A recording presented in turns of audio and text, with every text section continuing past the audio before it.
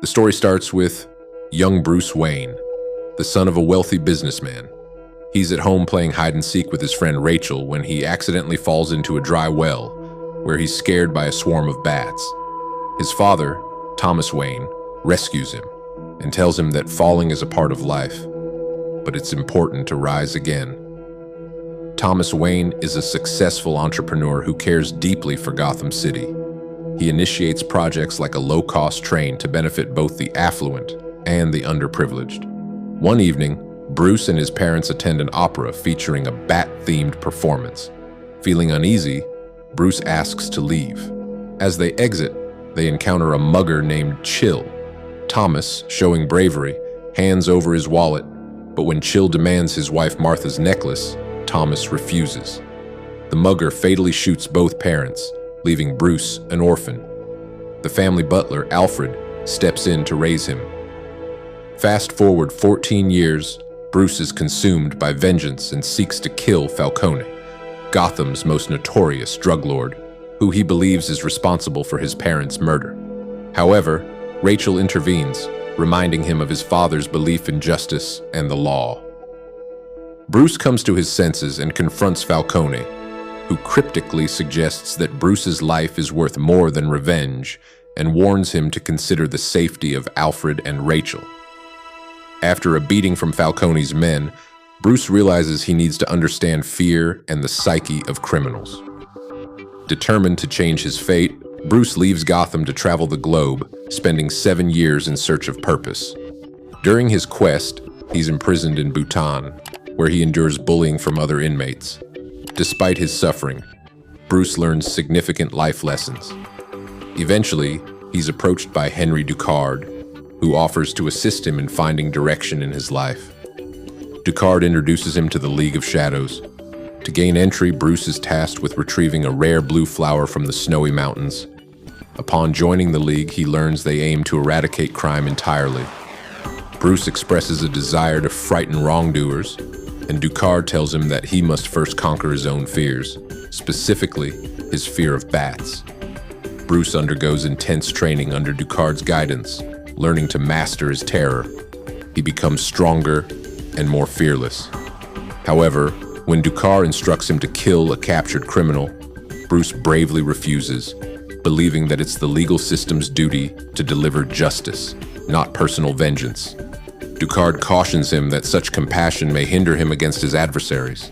Bruce, understanding that he is indeed a criminal, refuses to take the man's life, realizing that such a choice differentiates him. The plot thickens as the organization discloses its plan to obliterate Gotham due to a rampant increase in crime. Acknowledging the gravity of the situation, Bruce decides to make an escape by igniting a fire that engulfs the place. In the ensuing chaos, Ra's al Ghul is killed by a collapsing pillar, and Ducard is knocked unconscious. Recognizing Ducard as his mentor, Bruce rescues him and leaves him in a nearby village. Alfred arrives in a plane, mentioning that Bruce has been missing for 7 years and was presumed dead. Bruce expresses his desire to eradicate crime in Gotham, but understands that he needs to adopt a new identity and alter his appearance, as he may need to utilize lethal force. He is motivated by his father's legacy of fighting crime. After his father's death, the affluent allies failed to continue the fight, and now Bruce aims to rekindle that mission.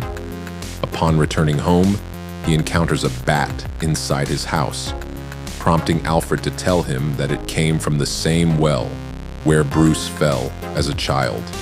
Bruce revisits the well and discovers caves created by his grandfather during the Civil War. Surrounded by bats, he conquers his fear and stands firm among them. Resolved to focus on his purpose, he decides to convert these caves into his personal lair. Eager to make an impact, Bruce seeks a job in a small division of Thomas Wayne's former business.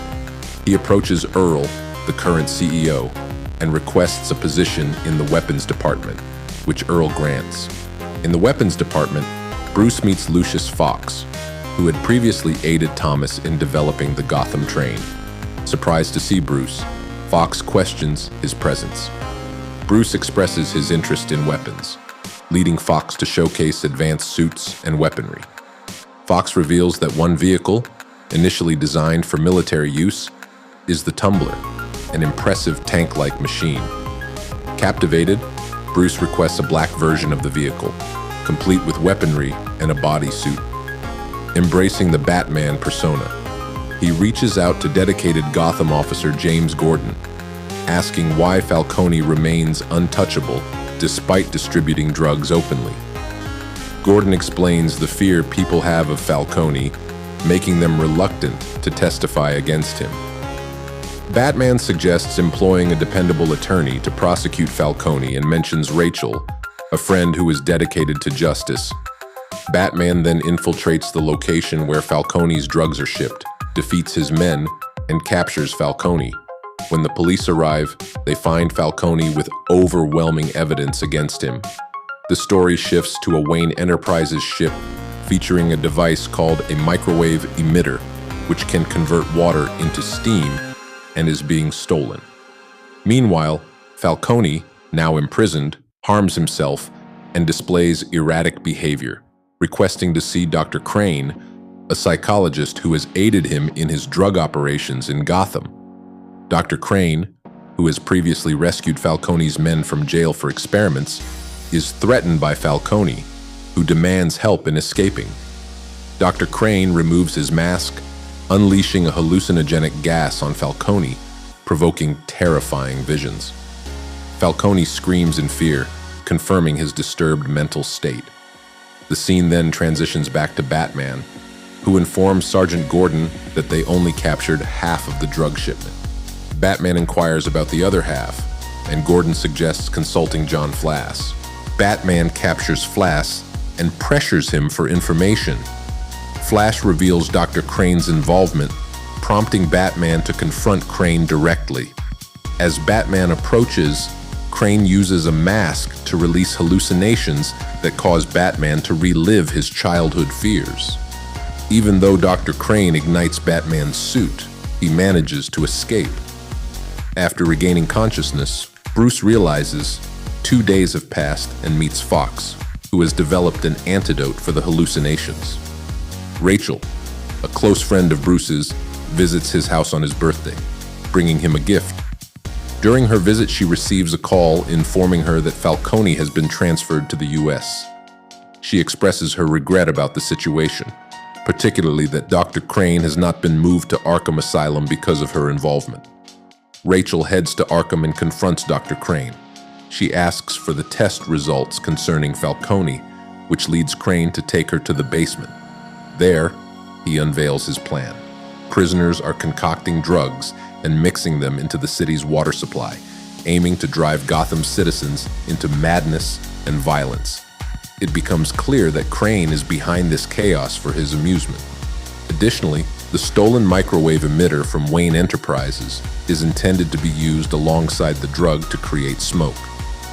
Alarmed, Rachel attempts to flee, but Crane once again subjects her to hallucinations. Batman arrives just in time to save Rachel, providing her with the antidote that Fox created. Alfred informs Bruce about a birthday party he's hosting, where he unexpectedly encounters Henry Ducard, who hints at a bigger plot. Ducard reveals himself to be the real Ra's al Ghul and discloses that Bruce's training was for a larger agenda. Ducard pressures Bruce to clear out the party guests to avoid danger. After Bruce warns the guests to leave, Ducard attacks him and sets Bruce's house ablaze, claiming revenge for being left to die in the past. Just as things seem dire, a burning pillar falls toward Bruce, but Alfred manages to save him just in time before the house is reduced to ashes. Alfred rushes Bruce to a perilous situation where Ra's al Ghul is also present.